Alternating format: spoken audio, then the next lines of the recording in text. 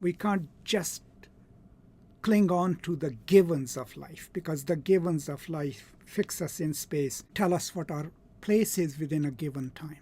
But we would complicate the space by time so that we can move towards a future.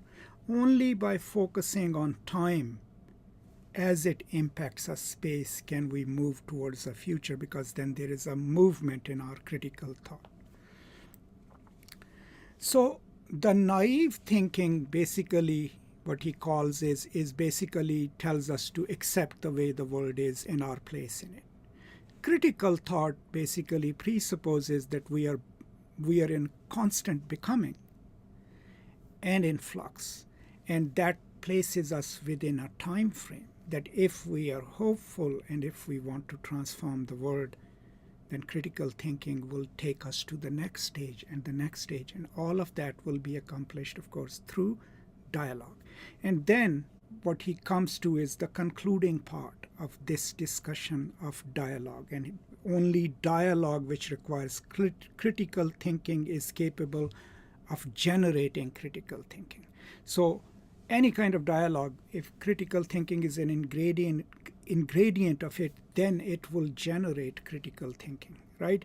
And then any education, if it is practice of freedom, if it is geared towards creating equal dialogic relationships, would focus not necessarily just on the content, but would focus on what the teacher-student is going to dialogue about.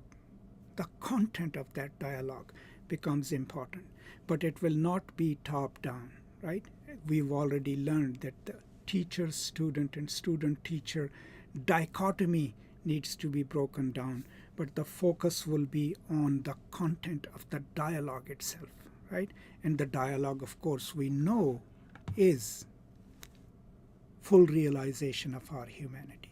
Here are the attributes that dialogue must have. It must have love of equals. It must have humility on the parts of those who are participating.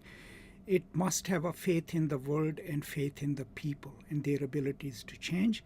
And it must be hopeful, hope connecting to this idea that we are not fully realized beings. We are incomplete and we must perfect ourselves, must complete ourselves.